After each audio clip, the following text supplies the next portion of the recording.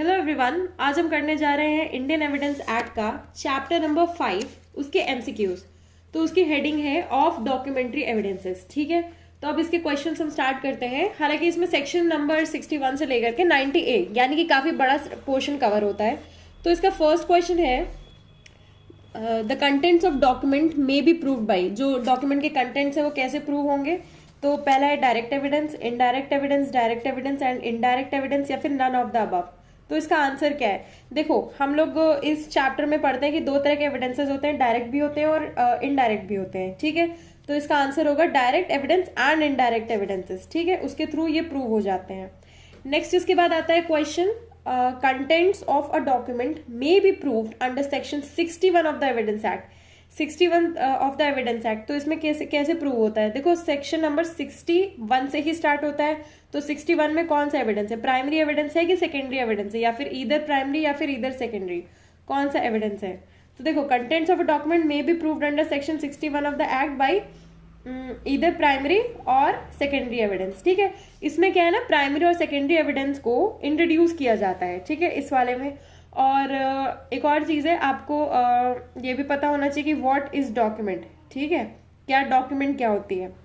Next इसके बाद question है the contents of document may be proved either by. जो कंटेंट्स है डॉक्यूमेंट के वो कैसे प्रूव होंगे? अच्छा, ये वाला क्वेश्चन नहीं करना है। नेक्स्ट इसके बाद क्वेश्चन है, देखो मैंने क्या किया है, क्वेश्चन सॉर्ट आउट किए हैं ताकि देखो बेस्ट क्वेश्चंस और सबसे मिनिमम क्वेश्चंस कंप्लीट हो जाए। When a number of documents are all made by one uniform process, as in the case of printing, lithography और photography, each is क्या है वो? सेकेंडरी एविडेंस है या primary evidence of the contents of the rest, या फिर direct evidence of the contents of the rest, या फिर documentary evidence of the contents of the rest. ठीक है, तो इसमें क्या क्वेश्चन बोल रहा है?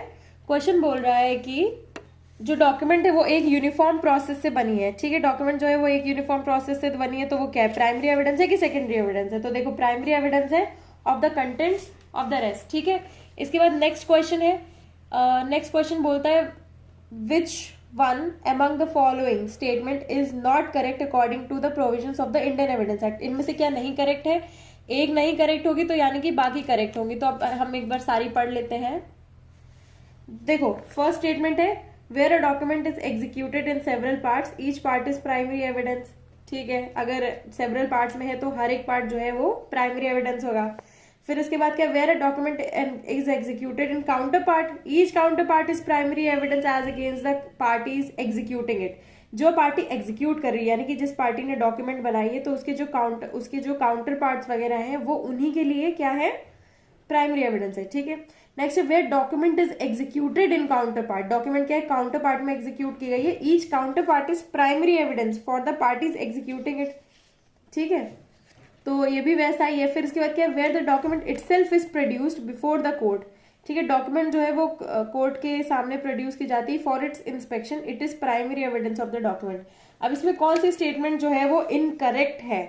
ठीक है, तो इसमें क्या है, देखो हमने ये दोनों पढ़ा, पहला तो ये तो सही ही है।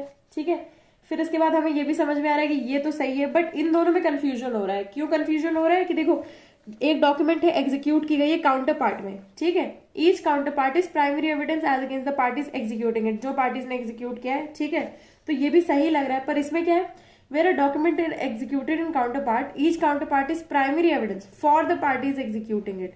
ठीक है, अब इसमें एज अगेंस्ट है और इसमें क्या है? फॉर है। तो for the parties executing it नहीं है, ये वाली स्टेटमेंट सही है, क्योंकि ये वाली जो है हमारे बेयर एक्ट में बताई गई है एज अगेंस्ट द पार्टीज। किन के अगेंस्ट? जिन पार्टी ने एग्जीक्यूट किया उन्हीं के अगेंस्ट। ये फॉर नहीं लगेगा, फॉर द पार्टीज नहीं है, इसमें एज अगेंस्ट। एज अगेंस्ट यानी कि अगर मैंने एग्जीक्यूट किया तो मेरे लिए ही वो क्या है? प्राइमरी एविडेंस है। ठीक है, तो इसमें रॉन्ग क्या है? सी वाला ऑप्शन। नेक्स्ट इसके बाद क्वेश्चन है section 62 of the Indian evidence act. क्या है section 62 of the Indian evidence act? Deals with, किसके साथ वो डील करता है? प्राइमरी एविडेंस, सेकेंडरी एविडेंस या फिर कौन सा एविडेंस? ठीक है, तो देखो 61 में जो है इंट्रोडक्शन हो गया प्राइमरी सेकेंडरी दोनों ही के बारे में। ठीक है, अब 62 में क्या है? प्राइमरी होगा, जहां तक देखा जाए तो क्या है इसका आंसर? Primary evidence. ठीक है, इसके बाद नेक्स्ट क्वेश्चन है where a document is executed in several parts. ठीक है, अगर डॉक्यूमेंट जो है सेवरल पार्ट्स में एग्जीक्यूट की गई है तो क्या है? Each part is a primary evidence of the document. हर एक पार्ट जो है वो प्राइमरी एविडेंस है। या फिर देखो आंसर तो यही है कि हर एक पार्ट जो है वो प्राइमरी एविडेंस है, ठीक है। नेक्स्ट क्वेश्चन है which of the following is a primary evidence, इनमें से कौन सा है प्राइमरी एविडेंस है। तो copy is made from copy is made from and compared, देखो कॉपी तो बिल्कुल भी प्राइमरी एविडेंस नहीं होता। नेक्स्ट है counter parts of document as against the parties who did not execute them, ऐसा भी नहीं है, जिसने एग्जीक्यूट नहीं की है उसके लिए क्या है सेकेंडरी है, मतलब प्राइमरी तो नहीं है, ठीक है। फिर इसके बाद क्या है counter part of a document as against the parties who executed it, तो यही हमने पहले भी पढ़ रखा था, तो यही इसका आंसर है, ठीक है। नेक्स्ट इसके बाद क्वेश्चन है ये वाला है document produce for the inspection of the court includes, देखो डॉक्यूमेंट जो है जो इंस्पेक्शन ऑफ द कोर्ट के लिए दी जाती है वो क्या इंक्लूड करती है। तो अब इसमें कई सारे ऑप्शंस हैं। तो पहले क्या वो रिटन डॉक्यूमेंट होती है, तो हाँ वो रिटन डॉक्यूमेंट हो सकती है। कैरिकेचर हो सकता है, ठीक है। इलेक्ट्रॉनिक रिकॉर्ड हो सकता है, हाँ ये भी सही है। इंस्क्रिप्शन ऑन स्टोन, ये भी सही है। तो ये सारे सही है, तो इसका सही आंसर क्या है सी, ठीक है। नेक्स्ट इसके बाद क्वेश्चन है which one of the following is not a secondary evidence, इनमें से कौन सा सेकेंडरी एविडेंस नहीं है, एक बार ये देख लेते हैं। हालांकि मैंने मार्क कर दिया, तो क्या है counter parts made from the original by mechanical process, copies made from the original, तो ये तो सेकेंडरी है। कॉपीज मेड फ्रॉम और compared with original secondary. Counter parts of document, ठीक है, ये भी counter parts of the document, इसको स्पेसिफाई नहीं किया गया है, पर ये भी एक तरह से सेकेंडरी मान लेते हैं। क्या है लिथोग्राफी, ठीक है, लिथोग्राफी हाथ से लिखा गया है और एकदम लिथोग्राफी इसमें सेकेंडरी एविडेंस नहीं है। अब नेक्स्ट क्वेश्चन पे आते, सेकेंडरी एविडेंस इज एडमिसिबल, ठीक है। सेकेंडरी एविडेंस कैसे एडमिसिबल होता है, क्या होता है क्वेश्चन में, अब इसके आंसर्स के थ्रू देखते हैं। पहला है where the non production of primary evidence has not been accounted for, कि प्राइमरी एविडेंस हम नहीं ला सकते हैं, ऐसा कुछ उन्होंने बताया नहीं, अकाउंट नहीं किया गया है, बताया नहीं है, ठीक है। Where the non production of primary evidence has been accounted for, non कि हम प्राइमरी एविडेंस जो है नहीं ला सकते हैं वो बता दिया गया है, ठीक है, तभी सेकेंडरी एविडेंस एडमिसिबल होगा। क्यों एडमिसिबल होगा सेकेंडरी एविडेंस, क्योंकि बेस्ट एविडेंस रूल लगता है। डॉक्ट्रिन क्या है इसकी, डॉक्ट्रिन ऑफ बेस्ट एविडेंस, ठीक है। तो अगर बेस्ट एविडेंस नहीं ला सकते हो तो अब बताओ ना कि बेस्ट एविडेंस नहीं ला सकते हो, तो इसका आंसर है बी, ठीक है। नेक्स्ट इसके बाद आ जाते हैं क्वेश्चन पे, one out of following which is not a secondary evidence, ठीक है, इनमें से कौन सा सेकेंडरी एविडेंस नहीं है। तो सबसे पहला देखते हैं copies made from the original by mechanical process, ठीक है, तुम कॉपी बना रहे हो तो सेकेंडरी एविडेंस हुई। मैकेनिकल कॉपीज मेड फ्रॉम और कंपेयर्ड विद द ओरिजिनल, ठीक है। Oral account of the contents of a document given by a person who has himself seen it, देखो सीन इट बहुत ज्यादा इंपॉर्टेंट है, ठीक है। Oral account of a photograph नहीं, ऐसा कुछ भी नहीं है, ऐसा कुछ दिया ही नहीं गया आपके सेक्शन में, ठीक है। नेक्स्ट क्वेश्चन है oral account of the contents of a document is admissible, oral account कब एडमिसिबल है, ठीक है। तो मैंने पहले ही आपको बता दिया कि जब किसी ने देखा हुआ हो, ठीक है। तो इसका आंसर क्या है when given by a person who has seen it, ठीक है, जिस इंसान ने उसको देखा है या फिर रीड किया है, तो वही दे सकता है, इसका आंसर है ए। नेक्स्ट क्वेश्चन है इसमें out of the following which is not a secondary evidence, इनमें से कौन सा सेकेंडरी एविडेंस नहीं है। तो सारी चीजें पढ़ लो, देखो कॉपीज हो गई, oral account of the contents of document given by a person who has himself seen it, seen हो गया। तो oral account compared with the original नहीं, ऐसा कुछ भी नहीं है, ठीक है। तो यही इसका राइट आंसर है। नेक्स्ट क्वेश्चन, तो क्वेश्चन है विच section of the Indian evidence act provides that contents of the document must be proved by primary evidence, ठीक है, कि कंटेंट्स ऑफ द डॉक्यूमेंट जो है that must be proved by primary evidence, कौन से section में है ये। तो देखो सेक्शन नंबर 61 में तो इंट्रोड्यूस हो गया, 62 में प्राइमरी एविडेंस के बारे में बताया है, 63 में सेकेंडरी एविडेंस के बारे में बताया, और 64 में वापस से ये बोला है कि कंटेंट्स ऑफ द डॉक्यूमेंट जो है वो प्राइमरी एविडेंस के थ्रू प्रूव होने चाहिए। तो क्या है आंसर 64, ठीक है। गलती से आप इसको 62 मत मार्क करके आइएगा, 61 मत मार्क करके आइए, मतलब गलती से आप लोग कुछ और मत मार्क करके आइएगा, ठीक है। 62 यानी कि 62 मत मार्क करके आएगा, बिकॉज बहुत दिक्कत हो जाएगी, कंफ्यूजन तो हो सकता है। नेक्स्ट क्वेश्चन है in which of the following cases can secondary evidence of the contents of a document not be given, इसमें से देखो when the original is a public document, when the original has been destroy हो गई, या फिर when the original has been found, ठीक है। तो क्या होगा, ओरिजिनल जहाँ पे मिल गई है वहाँ या original has been found to be inadmissible, ठीक है। देखो मिल गई है, क्या मिल गई है, फाउंड टू बी इनएडमिसिबल। जब ओरिजिनली तुम एडमिसिबल हो जाएगी तो सेकेंडरी एविडेंस क्या ही करोगे दे करके, ठीक है। नेक्स्ट क्वेश्चन है, which one of the following section of the Indian evidence act provides for admissibility of secondary evidence, ठीक है। सेकेंडरी एविडेंस की एडमिसिबिलिटी, अब एडमिसिबिलिटी ऑफ प्राइमरी एविडेंस तो किस में हो गया, 64 में हो गया, तो सेकेंडरी एविडेंस की एडमिसिबिलिटी किस में हो जाएगी, 65 में हो जाएगी, ठीक है। नेक्स्ट इसके बाद आता है, which of the following secondary evidence relating to a document can not be given, ठीक है। Secondary evidence relating to a document कहाँ पे नहीं दी जा सकती है, तो इसमें है, पहला है when the original document shown to be in position. देखो पहले ओरिजिनल जो है वो पोजीशन में, किसके, person against whom the document is sought to be proved, ठीक है। तो इसमें क्या है, देखो in which of the following secondary evidence relating to a document, secondary evidence कहाँ नहीं दिया जा सकता, तो इधर तो दिया जा सकता है ना। फिर उसके बाद when the original document is in position of the person who wants to prove it, अब तुम्हें ही प्रूव करना है और तुम ही नहीं दिखा रहे हो, ये तो बेवकूफी वाली बात हो गई है ना। नेक्स्ट क्वेश्चन है, in which of the following cases secondary evidence of the contents of the document can not be given, इसमें से सेकेंडरी एविडेंस कंटेंट डॉक्यूमेंट का कहाँ नहीं दिया जा सकता है, ठीक है। व्हेन द ओरिजिनल इज इन, अब देखो इसमें ओरिजिनल जो है किसके पोजीशन में है, व्हेन द ओरिजिनल डॉक्यूमेंट, देखो when the original is in position of the person out of reach, ठीक है, इसमें दिया जा सकता है। When the original has been destroyed, ठीक है, इसमें दिया जा सकता है। When the document is registered one and may be produce before the court, अब रजिस्टर्ड डॉक्यूमेंट है and may be produced before the court when the original is of such a nature as not to be easily movable। देखो यही इसका answer है, क्योंकि ये odd one out भी है, और ये दूसरी चीज इसमें ये कि अगर रजिस्टर्ड डॉक्यूमेंट है तो फिर उसमें कुछ सेकेंडरी एविडेंस जो है दिया जा सकता, मतलब कैन नॉट बी गिवन, ठीक है। नेक्स्ट इसके बाद है question, in the presumption that computer output shall be taken to have been produced by computer is contained। अब देखो कंप्यूटर से रिलेटेड वाला जो सेक्शन आता है वो सेक्शन आता है 65A, ठीक है, 65A वगैरह उसमें और भी चीजें आती हैं, तो 65A 65B 65AB, ठीक है, दो सेक्शंस आते हैं। अब इसमें क्या है, प्रिजम्पशन ये है कि computer output shall be taken to have been produced by computer, ठीक है। तो कंप्यूटर आउटपुट जो है उसको एज अ क्या दिया गया है, एज अ एविडेंस के बारे में बताया गया है। तो इसमें क्या है, सेक्शन 65B, देखो सेक्शन 65A 65B। अब इसमें देखो बहुत घुस के पूछा गया है, इसमें हायर जुडिशियल का ये क्वेश्चन और बहुत पुराना है, इसको मार्क कर देते हैं, बट एज सच जरूरी नहीं है कि इसको याद करना, बस 65A 65B एक ऊपर ऊपर से एक आपको आइडिया होना चाहिए, ठीक है। देन इसके बाद है, in which section of the Indian evidence act special provision is mention regarding evidence relating to the electronic records, ठीक है।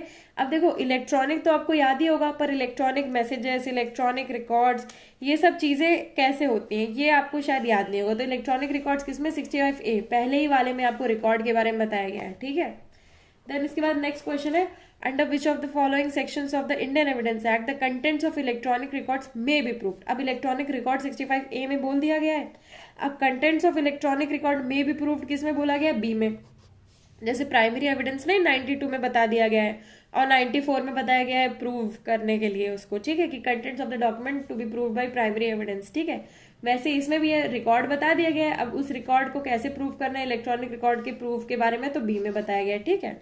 अब देखो ये कई सारी जगह पे ये वाला क्वेश्चन आया था और रिसेंट में 2015 में भी आया, तो ये बहुत इंपॉर्टेंट हो जाता है।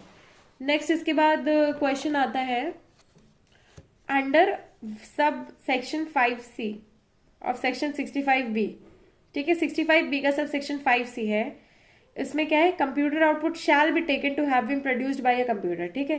कंप्यूटर आउटपुट जो है वो that shall be taken to be produced by a computer whether it was produced by it directly, whether it was produced by means of any appropriate equipment, whether it was produced by it directly, ठीक है, with or without human intervention, ठीक है, by means of any appropriate equipment। देखो इसमें A और B दोनों ही सही है और इसमें A और B दोनों ही आ गया है, ठीक है।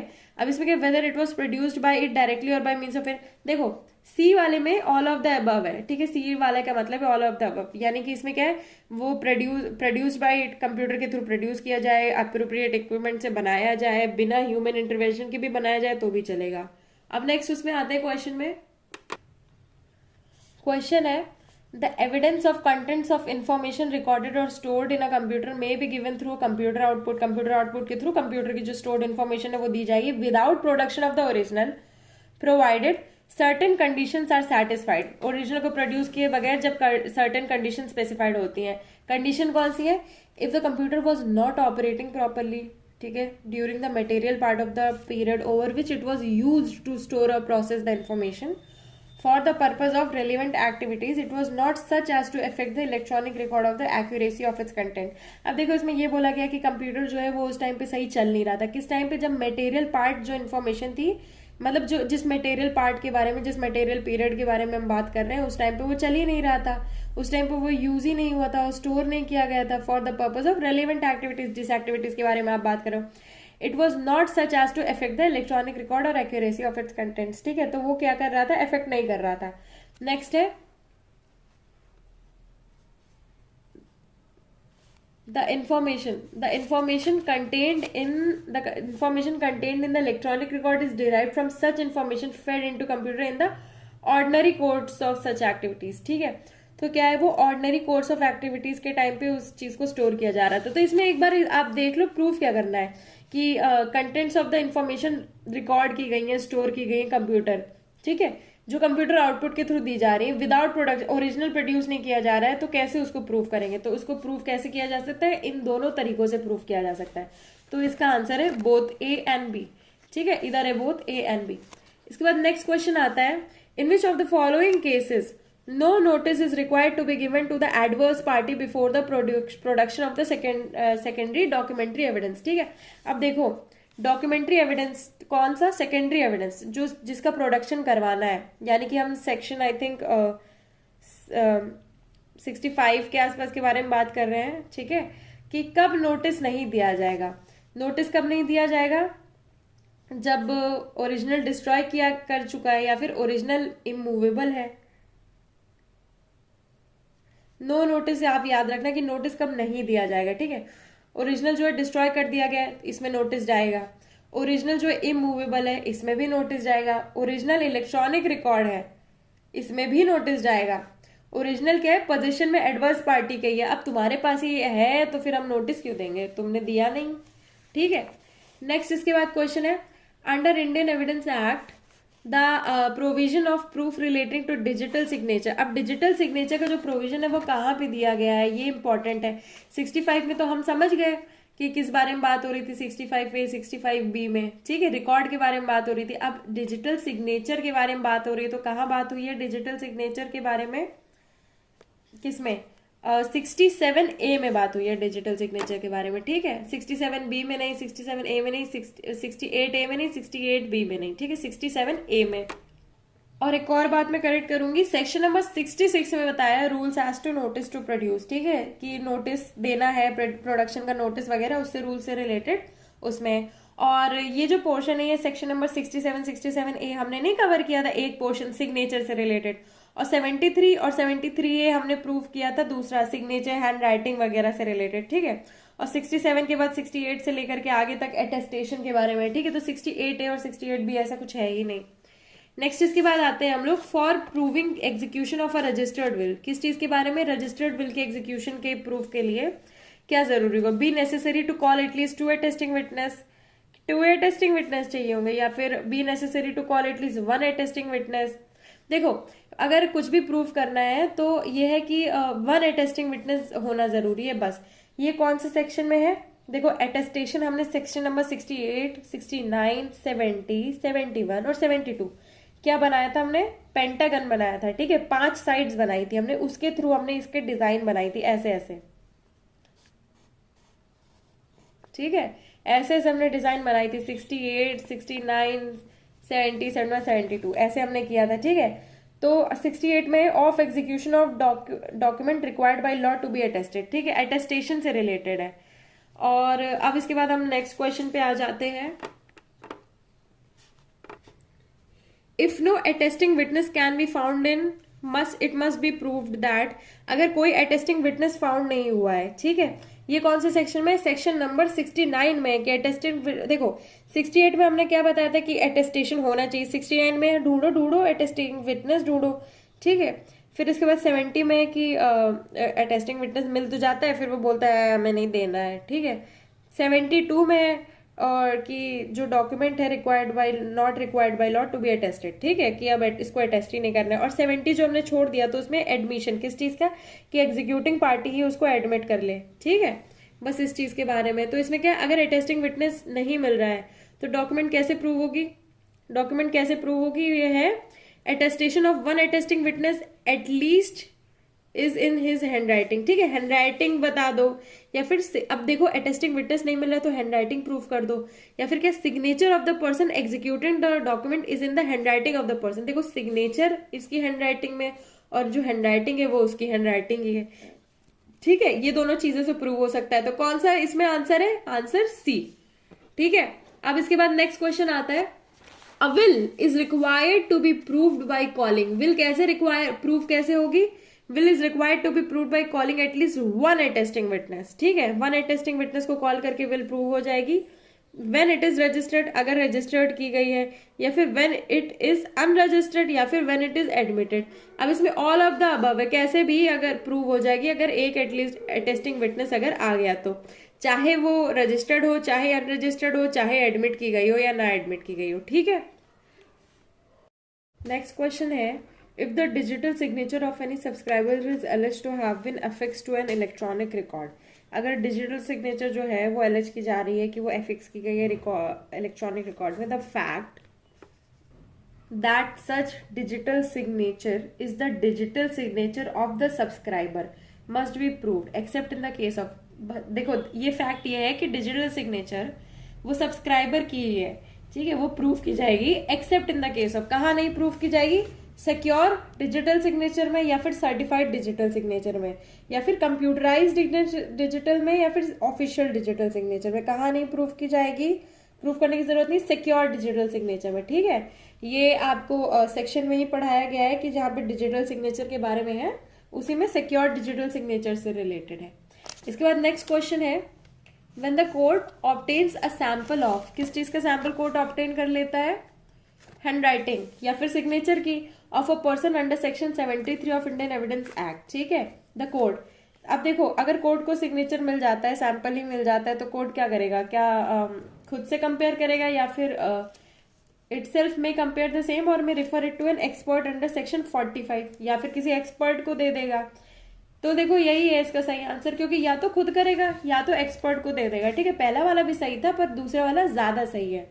इसके बाद नेक्स्ट क्वेश्चन है, in which of the following cases, कौन से केस में कॉन्स्टिट्यूशनैलिटी ऑफ सेक्शन 73, कॉन्स्टिट्यूशनैलिटी किस चीज की, 73 की चैलेंज की गई थी। अब देखो for the violation of article 23 of the constitution. तो 73 किस बारे में बात करता है, 73 बात करता है किस चीज की, कंपैरिजन। कौन सा कंपैरिजन, सिग्नेचर का कंपैरिजन, की जो तुम्हारी सिग्नेचर है वो सिग्नेचर कैसी है, ठीक है, सिग्नेचर का कंपैरिजन। उसको 23 में क्यों चैलेंज किया गया, देखो आर्टिकल 23 में आर्टिकल 20 क्लॉज 3 में ये है, no person accused of any offence shall be compelled to be a witness against himself, ठीक है, यानी कि कोई भी इंसान अपने अगेंस्ट जो है विटनेस नहीं बन सकता। अब देखो कई बार ना 23 याद करने में प्रॉब्लम होती है, तो ये 3 को हम W की तरह ले लेते हैं, तो क्या हो गया, विटनेस, ठीक है। तो कोई भी इंसान अपने अगेंस्ट जो है विटनेस नहीं बन सकता है, किसमें, आर्टिकल 23 में। तो 73 में क्या है, 73 में ये है कि आप जो है कंपेयर कर रहे हो, क्या, सिग्नेचर, राइटिंग, सील, ठीक है, खुद ही आप कोर्ट क्या बोल रहे हैं, कोर्ट खुद ही कंपेयर करने लग रहा है सिग्नेचर, तो इससे क्या हो जाएगा, इससे 23 वायलेट हो रहा है। तो ये कौन से उसमें केस में चैलेंज की गई थी, तो ये केस था स्टेट ऑफ बॉम्बे वर्सेस काटी कालू राजू, ठीक है, इसमें काटी कालू ही लिखा हुआ है, बट ये बहुत ही फेमस केस है, किस पोर्शन का, आर्टिकल 23 से रिलेटेड बहुत ही ज्यादा फेमस केस है, ठीक है। तो काटी कालू एक कालू है, इससे याद रख सकते हो कि काली जो है, काली इंक है, उससे आप हैंडराइटिंग, सिग्नेचर वगैरह कंपेयर कर रहे हो, ठीक है, बस इतना है, काली इंक से लिखा हुआ है। नेक्स्ट इसके बाद है, which of the following sections defines public document. अब देखो ये जो पब्लिक डॉक्यूमेंट, प्राइवेट डॉक्यूमेंट वाला जो है, ये पब्लिक डॉक्यूमेंट्स कहाँ से आता है, सेक्शन नंबर 74 से लेकर के 78 तक आता है, ठीक है, यानी कि इसमें 5 सेक्शंस कवर होते हैं। अब देखो पब्लिक डॉक्यूमेंट कहाँ है, पहले ही सेक्शन पे पब्लिक डॉक्यूमेंट है, यानी कि 74 में, तो इसका आंसर हो जाएगा आंसर नंबर सी, ठीक है। इसके बाद इसका नेक्स्ट क्वेश्चन है, which of the following is not a public document with in the meaning of evidence act, इनमें से कौन सी पब्लिक डॉक्यूमेंट नहीं है, ठीक है, पब्लिक डॉक्यूमेंट कौन सी नहीं है। तो देखो पहला है decree passed in a civil suit. अच्छा, सिविल सूट में डिक्री पास की गई है तो ये तो प्राइवेट, ये तो क्या हो गया, पब्लिक डॉक्यूमेंट ही होगी क्योंकि कोर्ट वाला केस है। Caste certificate issued by the competent authority, caste certificate भी देखो पब्लिक डॉक्यूमेंट है, ठीक है। नेक्स्ट इसके बाद है judgment of the high court, अरे ये तो बिल्कुल ही पब्लिक डॉक्यूमेंट है। नेक्स्ट है injury certificate issued by medical practitioner, ठीक है, मेडिकल प्रैक्टिशनर क्या है, ये है प्राइवेट डॉक्यूमेंट, ठीक है। इसके बाद है next question, public document includes, public document क्या है, देखो राउंड लगा होगा वही क्वेश्चंस होते हैं, आप कंफ्यूज मत होना कि मैं कुछ और पढ़ रही हूँ, ठीक है। पब्लिक डॉक्यूमेंट क्या इंक्लूड करता है, record of tribunal, record of court, record of public officers या फिर ऑल ऑफ द अबव, ठीक है। तो पब्लिक डॉक्यूमेंट क्या इंक्लूड करता है, सारी ही चीजें इंक्लूड करता है। नेक्स्ट इसके बाद है which of the following statement is correct, इनमें से कौन सी स्टेटमेंट करेक्ट है, a public document is a document which, देखो पब्लिक डॉक्यूमेंट कौन सी डॉक्यूमेंट है, which has been executed by a member of public, has been made public, has been addressed to the public in general, was executed by a public servant in public capacity। तो देखो इसमें बहुत सारे answers आपको सही लगेंगे but best answer यही है, क्या है, पब्लिक सर्वेंट ने किया है पब्लिक कैपेसिटी में। फॉर एग्जांपल एक गवर्नमेंट सर्वेंट है, ठीक है, पब्लिक सर्वेंट है और उसने उसी कैपेसिटी में, एक होता है जैसे फॉर एग्जांपल आपके फादर जो है वो पुलिस में है, पब्लिक सर्वेंट है और वो आपके लिए कुछ लिखते हैं तो वो पब्लिक डॉक्यूमेंट, वो पब्लिक कैपेसिटी में थोड़ी लिखते हैं, वो एज अ फादर लिखते हैं, बट वो एज अ पुलिस ऑफिसर कुछ करते हैं पब्लिक कैपेसिटी में, तो फिर वो क्या हो गया, वो पब्लिक डॉक्यूमेंट हो गई, ठीक है, अदरवाइज वो प्राइवेट डॉक्यूमेंट होगी। नेक्स्ट है which one of the following is not a public document, इसमें से कौन सी पब्लिक डॉक्यूमेंट नहीं है। तो इसमें से देखो मार्क किया हुआ है इंश्योरेंस पॉलिसी। अब देखो लेटर्स बिटवीन अथॉरिटीज, अथॉरिटीज के बिटवीन में लेटर्स जो है ये लगेगा आपको कि ये हो सकता है बट ऐसा नहीं है, ये देखो सेक्शन में दिया हुआ है कि लेटर्स बिटवीन पब्लिक अथॉरिटीज जो है वो पब्लिक डॉक्यूमेंट है क्योंकि इसमें बिटवीन अथॉरिटीज, अथॉरिटीज आ गया। इंश्योरेंस पॉलिसी, ठीक है, इंश्योरेंस पॉलिसी आप प्राइवेटली करते हो वो पब्लिक डॉक्यूमेंट नहीं होता, कई बार आपको यही पता नहीं होता है कि आपके घर वालों ने कौन सा इंश्योरेंस लिया हुआ है। इलेक्टोरल लिस्ट सबको पता होता है, order sheet in judicial proceedings, देखो वही है पब्लिक डॉक्यूमेंट है, ठीक है। नेक्स्ट इसके बाद है which is not a public document, इनमें से कौन सी पब्लिक डॉक्यूमेंट नहीं है। तो पहला है document forming the records of the acts of foreign country, foreign country के रिकॉर्ड्स हैं तो वो पब्लिक डॉक्यूमेंट है, ठीक है। नेक्स्ट इसके बाद है document forming the records of tribunal, tribunal के रिकॉर्ड्स, अरे पब्लिक डॉक्यूमेंट है। दूसरा है records of commonwealth, public document है। Records of will written by a governor of a state, अब देखो विल है चाहे वो कोई भी लिखे, वो क्या हो गया, वो प्राइवेट डॉक्यूमेंट हो गई, ठीक है, पब्लिक डॉक्यूमेंट नहीं है वो। इसके बाद नेक्स्ट क्वेश्चन है which of the following is a public document, ठीक है, इनमें से कौन सी पब्लिक डॉक्यूमेंट है। तो पोस्टमार्टम रिपोर्ट पब्लिक डॉक्यूमेंट है नहीं। फिर इंश्योरेंस पॉलिसी पब्लिक डॉक्यूमेंट है नहीं। पंचनामा पुलिस ऑफिसर प्रिपेयर करता है, पंचनामा नहीं। अब प्राइवेट वक्फ डीड, ठीक है। अच्छा देखो इसमें जो प्राइवेट वक्फ डीड है वो पब्लिक डॉक्यूमेंट है। अब देखो इससे रिलेटेड मुझे कंफ्यूजन है, अगर आपको इससे रिलेटेड कुछ समझ में आता है तो please do share with me, ठीक है। इससे रिलेटेड मुझे थोड़ा सा कंफ्यूजन है, अदरवाइज आई थिंक या तो ये क्वेश्चन में मुझे समझ में नहीं आ रहा है, अगर आपको ये क्लियरली समझ में आया तो प्लीज डू टेक्स्ट मी और कॉन्टैक्ट मी। इसके बाद नेक्स्ट क्वेश्चन पे आ जाते हैं। देखो ये वाला क्वेश्चन है among the following which is not a public document, इनमें से कौन सी पब्लिक डॉक्यूमेंट नहीं है। तो क्या है, an unregistered family partition deed, तो यही तो पब्लिक डॉक्यूमेंट नहीं है, ठीक है, फैमिली पार्टीशन डीड से रिलेटेड है तो यही पब्लिक डॉक्यूमेंट नहीं है, ये प्राइवेट डॉक्यूमेंट है, ठीक है। अब देखो ये क्या, registered sale deed, sale deed क्या है, रजिस्टर्ड है तो ये पब्लिक डॉक्यूमेंट है। नेक्स्ट है डिसीजन ऑफ द कोर्ट, ये यार देखो पब्लिक डॉक्यूमेंट होती है, डिसीजन कोई भी कोर्ट का हो, ठीक है। नेक्स्ट इसके बाद क्वेश्चन है mark what is not a public document, ठीक है, नॉट है पब्लिक डॉक्यूमेंट जो नहीं है with in the meaning of expression used in the evidence act, यानी कि बाकी बहुत तीन तो पब्लिक डॉक्यूमेंट होगी। इसमें कैसे करते हैं, the record of motor accident claims tribunal, ठीक है, किसी भी ट्रिब्यूनल का कुछ भी होता है वो क्या होता है, पब्लिक डॉक्यूमेंट होती है। नेक्स्ट है register of private document maintained in the office of सब रजिस्ट्रार, ठीक है। अब देखो प्राइवेट डॉक्यूमेंट है वो सब रजिस्ट्रार के ऑफिस में, ठीक है, वो भी क्या हो गई, पब्लिक डॉक्यूमेंट हो गई। क्या है, देखो हमने क्लॉज में पढ़ा था ना कि अगर प्राइवेट डॉक्यूमेंट है वो पब्लिक डॉक्यूमेंट, वो पब्लिक अथॉरिटी के पास है। नेक्स्ट इसके बाद है record of proceedings of the house of the people maintain, देखो house of the people maintained इन लोकसभा, ये सब पब्लिक डॉक्यूमेंट हो गई। नेक्स्ट इसके बाद है pro note executed while by a while taking roll loan from a money lender. Pro note execute किया A ने पर्सनली, ये क्या है, पब्लिक डॉक्यूमेंट नहीं है। ठीक है, इसके बाद नेक्स्ट क्वेश्चन आता है पब्लिक क्या है, अ प्राइवेट डॉक्यूमेंट। ठीक है, private document kept as a public record of a state comes under the category of, क्या है, प्राइवेट डॉक्यूमेंट है, पब्लिक रिकॉर्ड की तरह केप्ट की गई है, comes under the category of, कौन सी कैटेगरी में आती है। ठीक है, तो इसकी कैटेगरी क्या हो गई, देखो ये मैंने अभी डिस्कस किया था कि ये पब्लिक डॉक्यूमेंट ही है। ठीक है, पिछले ही क्वेश्चन में मैंने डिस्कस किया था। नेक्स्ट क्वेश्चन है the procedure for getting certified copy of a public document is set forth in. अब देखो प्रोसीजर है किस चीज का कि तुम पब्लिक डॉक्यूमेंट ला सको, वो कहाँ पे दिया गया है, वो दिया गया है सेक्शन नंबर 76 में। ठीक है, 74, 75 प्राइवेट डॉक्यूमेंट, 74, 75 डॉक्यूमेंट्स के बारे में बताता है, पब्लिक प्राइवेट। ठीक है, 76 प्रोसीजर है, फिर इसके बाद सर्टिफिकेट वाला प्रोसीजर है। ठीक है, तो यही बताता है इसके बाद नेक्स्ट क्वेश्चन है in which section of the Indian evidence act, कौन सा सेक्शन है इंडियन एविडेंस एक्ट में provision for presumption as to genuineness of certified copies is given. ठीक है, किस चीज का presumption, genuineness of certified copies, वो कौन से क्वेश्चन में, सॉरी कौन से सेक्शन में दिया गया है, तो वो दिया गया है सेक्शन नंबर 79 में। ठीक है, देखो अब 79 से लेकर के आगे तक में जो है हम प्रिजम्पशन पे आते हैं। ठीक है, तो प्रिजम्पशन किस चीज का presumption, genuineness of certified copies, ये पहला ही सेक्शन है उस पोर्शन का, सेक्शन 79। नेक्स्ट अब देखो हम लास्ट पार्ट पे आ गए, इसके 3 पार्ट्स में हमने किया था इसको, तीसरे पार्ट पे आ गए। नेक्स्ट क्वेश्चन है section 81A was added in the Indian Evidence Act by the Information Technology 2000 to provide the presumption as to, अब देखो सेक्शन नंबर 81A में क्या है, presumption as to gazettes in electronic form. ठीक है, electronic form में जो gadgets वगैरह है उसके प्रिजम्पशन से रिलेटेड है। तो किसमें कब हुआ था, वो कैसे ऐड हुआ था, क्या हुआ था, तो उसमें है देखो गैजेट्स इन इलेक्ट्रॉनिक फॉर्म, ये यही है इसका आंसर जो अभी हमने डिस्कस किया। नेक्स्ट इसके बाद क्वेश्चन है which of the following is correct, इनमें से कौन सा करेक्ट है। ठीक है, तो देखो there is a presumption that maps of various states and union territories made by the survey of India are accurate. ठीक है, ये तो सही है। There is a presumption that map prepared by registered architect for the purpose of civil dispute is accurate, ऐसा कुछ भी नहीं है, यही इसका सही आंसर है। ठीक है, नेक्स्ट क्वेश्चन है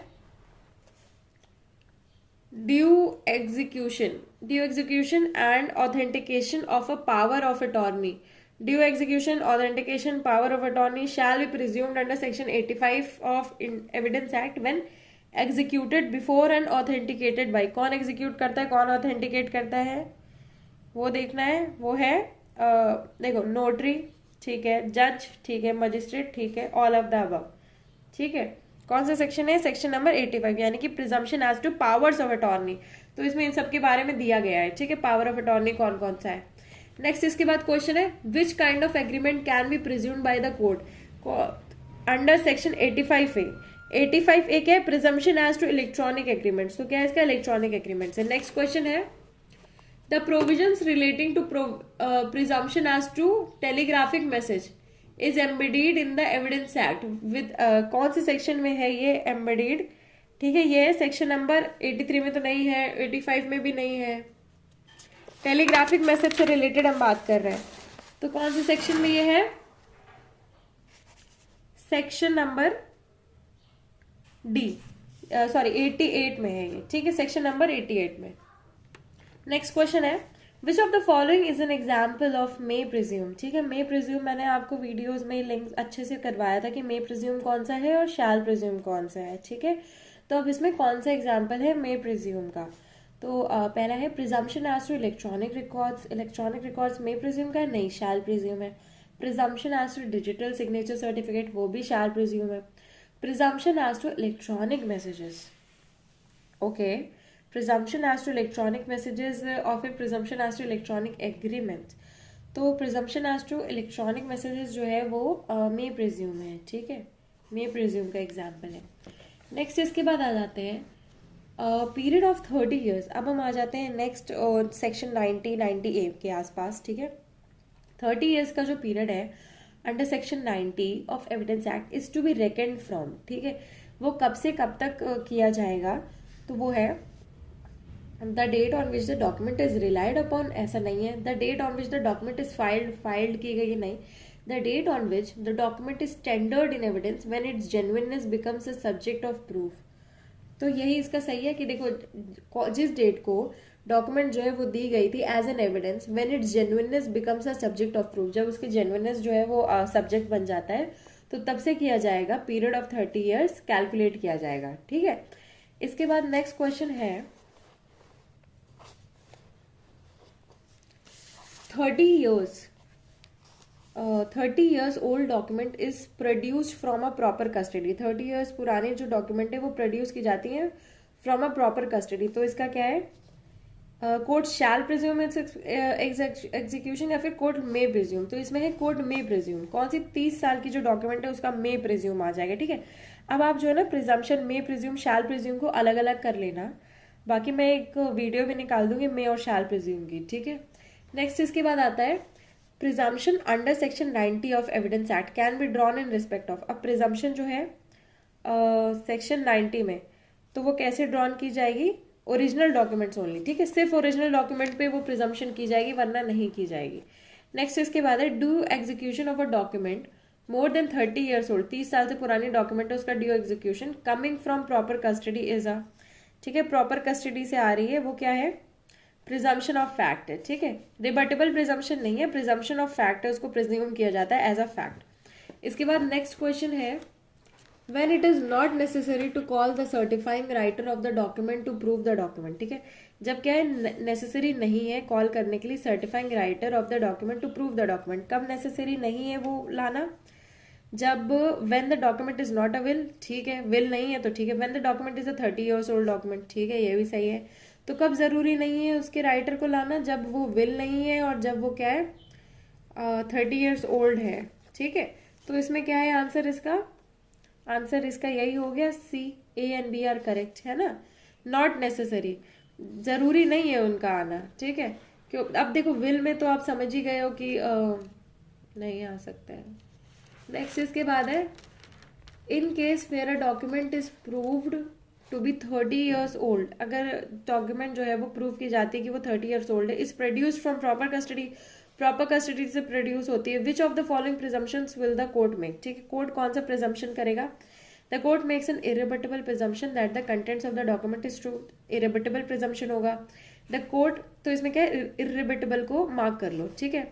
द कोर्ट शैल प्रिज्यूम, अब देखो इसमें क्या है शैल प्रिज्यूम है, that the person who had custody of the document is the executor, custody executor, ठीक है। द कोर्ट मे प्रिज्यूम, अब देखो इधर मे प्रिज्यूम आता है, अब देखो आप समझ ही गए हो 90 में क्या है मे प्रिज्यूम है, तो ये सही है may presume, that the signature and hand writing is the signature and hand writing of the person to be and was duly executed and attested, ठीक है। तो इसका बेस्ट आंसर यही है, क्योंकि मे प्रिज्यूम तो है ही और शैल प्रिज्यूम वाला गलत ही हो जाता है और इरिटेबल वाला भी गलत हो जाता है, ठीक है। तो मे प्रिज्यूम है, सिग्नेचर है, हैंड राइटिंग है, उस इंसान की है जिसने एग्जीक्यूट किया था, तो ये समझ में आ जाता है। इसके बाद नेक्स्ट क्वेश्चन है how many years old electronic record will be deemed to be proved if it is produced from any custody which the court in the particular case considers proper. Electronic record के बारे में बात हो रही है, ठीक है, आप सिर्फ 30 मार्क करके नहीं आ जाना क्योंकि आपको आंसर में 30 दिख रहा है, तो इसका क्या है आंसर, इसका है 5 ईयर्स, ठीक है। अब इसके बाद नेक्स्ट क्वेश्चन आता है, अब ज्यादा क्वेश्चंस नहीं बचे हैं, 5-6 क्वेश्चंस बचे हैं, जल्दी से कर लेंगे। नेक्स्ट क्वेश्चन है point out the incorrect answer evidence में भी, ठीक है, इसमें इनकरेक्ट आंसर पॉइंट आउट करना है। एविडेंस क्या होगा, डायरेक्ट होगा, इनडायरेक्ट होगा, प्राइमरी होगा, सेकेंडरी होगा, ओरल होगा, डॉक्यूमेंट होगा, या प्रोसीजरल या सब्सटैंटिव होगा, ठीक है। तो एविडेंस क्या होगा, प्रोसीजरल एंड सब्सटैंटिव, ठीक है। एविडेंस ये हो, देखो अब ये क्या है इनकरेक्ट वन है, क्यों, क्योंकि देखो डायरेक्ट इनडायरेक्ट हमें पता है, प्राइमरी सेकेंडरी पढ़ा है हमने, ओरल डॉक्यूमेंट्री पढ़ा है हमने, पर ये प्रोसीजरल सब्सटैंटिव क्या है ये नहीं पढ़ा है, तो ऐसा कुछ भी नहीं है, तो यही इसका आंसर है, ठीक है।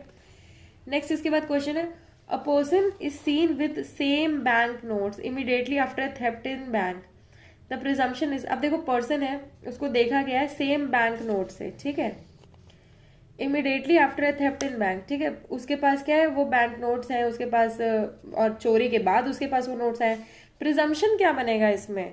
प्रिजम्पशन ये बनेगा कि ही हैज या तो स्टोलन किया, स्टोल किया, चोरी किया, ये प्रिजम्पशन बनेगा? पता नहीं। पर दूसरा प्रिजम्पशन क्या है? ये बन सकता है। दूसरा, he has received the stolen money with required knowledge, ये भी हो सकता है। दोनों देखो, दोनों प्रिजम्पशन जो है ना उसके अगेंस्ट ही किए जाएंगे। ये उसे प्रूव करना होगा कि नहीं ऐसा नहीं है, ठीक है। तो इसका आंसर यही है। नेक्स्ट क्वेश्चन है, which document is not admissible without formal proof. अब देखो कौन सी ऐसी डॉक्यूमेंट है जो फॉर्मल प्रूफ के बगैर एडमिसिबल नहीं है, ठीक है। वो कौन सी डॉक्यूमेंट? या तो एडमिटेड डॉक्यूमेंट है, या तो मेडिकल रिपोर्ट है, या तो रिपोर्ट ऑफ चीफ इंस्पेक्टर है, या तो report of director of fingerprint bureau है। तो कौन सी ऐसी डॉक्यूमेंट है जो एडमिसिबल नहीं है फॉर्मल प्रूफ के बगैर? वो है मेडिकल रिपोर्ट, ठीक है। इसके बाद नेक्स्ट क्वेश्चन है, when a document purporting to be a power of attorney. क्या है डॉक्यूमेंट? पावर ऑफ अटॉर्नी है। पावर ऑफ अटॉर्नी हमने कहाँ पढ़ा था? हमने काफी ऊपर वाले सेक्शन में पढ़ा था, हम काफी नीचे आ गए अभी, ठीक है। पावर ऑफ अटॉर्नी हमने सेक्शन 85 में किया था, ठीक है।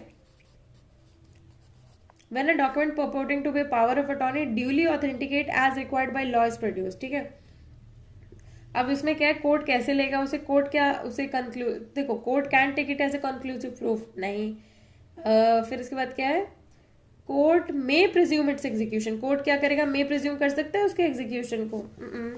उसके बाद क्या है, देखो इसमें मे प्रिज्यूम नहीं है, ठीक है, इसमें शैल प्रिज्यूम है। तो इसका क्या है answer? C, court shall presume its execution and authentication, ठीक है। तो कोर्ट क्या करेगा? शैल प्रिज्यूम करेगा। कुछ ही क्वेश्चंस बचे हैं, बस किसी तरह हिम्मत मत हारना। Under Indian evidence act 1872 reports published in newspaper. Reports जो है न्यूज़पेपर में पब्लिश की गई है, वो क्या है? Are no evidence at all, ठीक है। कोई भी एविडेंस नहीं है, पूरा पढ़ने की जरूरत नहीं क्योंकि वो एविडेंस नहीं है। अब इसके बाद क्या? Match list 1 with list 2। अब इसको क्या मैच करना है तुम लोगों को, मैच, ठीक है। तो हम लोग डायरेक्टली मैच कर लेंगे। तो डायरेक्टली मैच कर लेंगे। तो सबसे पहला देखो, इसको एक बार वो कर लेते हैं, हाँ। तो अब इसको डायरेक्टली मैच कर लेंगे। इसमें क्या है, देखो फर्स्ट वाला है presumption as to books, maps and charts, ठीक है। बुक्स, मैप्स और चार्ट जो है उसका जो प्रिजम्पशन है वो कहाँ दिया गया है? 85 में दिया गया है, 87 में दिया गया है। Presumption as to books, maps and charts, हाँ ये काफी नीचे के सेक्शंस में आता है। बुक्स, मैप्स एंड चार्ट्स वगैरह हमने कहाँ किया था? हमने अच्छा, अगर आप मेरे वीडियोस देखोगे इसके लेक्चर के तो उसमें आपको समझ में आ जाएगा कि बुक्स, मैप्स और चार्ट्स जो है वो हमने एक अच्छी सी कैटेगरी बनाई थी उसकी, तब किया था, ठीक है। तो 2 आ गया इसका। नेक्स्ट इसके बाद है presumption as to power of attorney, ठीक है। पावर ऑफ अटॉर्नी का जो प्रिजम्पशन है वो हमने कहाँ किया था? वो सेक्शन 85 में ही किया था, ये तो हमने अभी डिस्कस ही किया है। फिर इसके बाद है presumption as to telephonic message, ठीक है। टेलीफोनिक मैसेजेस जो है उसका प्रिजम्पशन हमने कहाँ किया था? सेक्शन नंबर देखो टेलीग्राफिक होता है पर टेलीग्राफिक लिखा हुआ है पर टेलीफोनिक है, तो हमने केस में किया था सेक्शन नंबर 88, ठीक है। 87, 88 ये सब हमने अगल बगल एक राउंड बना करके किया था, ठीक है, एक ऐसे स्क्वायर बना करके किया था आई थिंक। फिर इसके बाद नेक्स्ट है presumption as to plans made by authority of government, ठीक है। तो वो सेक्शन नंबर 83 में ही आ जाता है, ऊपर के ही सेक्शंस में आ जाता है, ठीक है। इसको अच्छे से याद कर लीजिएगा। अब हम इसका आंसर देखते हैं। आंसर क्या है? ए का क्या है? 2 है। ए का 2 2 में आ रहा है तो ये हट जाएगा, ये हट जाएगा। फिर उसके बाद बी का क्या है? बी का 1 है, बी का 1 किधर आ गया? ये आ गया, तो ये इसका आंसर है। आंसर है सी। अब इस पोर्शन का लास्ट क्वेश्चन करते हैं हम लोग। कौन से ईयर में क्या है इलेक्ट्रॉनिक एविडेंस इनकॉर्पोरेट हुआ था इंडियन एविडेंस एक्ट में? तो कौन से ईयर में इनकॉर्पोरेट हुआ था? 2000 में इनकॉर्पोरेट किया गया था इंडियन एविडेंस एक्ट, ठीक है। इंडियन एविडेंस एक्ट में इलेक्ट्रॉनिक एविडेंसेस, तो बस ये लास्ट वाला मार्क कर दो 2000। अब इसी के साथ हमारे लास्ट क्वेश्चन कंप्लीट होता है और ये हमारा पोर्शन खत्म होता है। अगर आपको वीडियोस अच्छे लगते हैं तो please do like, share, comment और please do subscribe. It takes lots of efforts, lots of time, सब कुछ ले जाता है मेरा, ठीक है। हालांकि ये काफी हेल्पफुल है and I always wanted a series like this कि मैं बेड पे लेटी रहूं और मुझे कोई बताता रहे, पढ़ाता रहे, बिकॉज मुझे बेरेक पढ़ना बहुत बोरिंग लगता है, ठीक है। So this is an effort from my side. I hope आपको अच्छा लगा और आप please do like and subscribe. Thank you.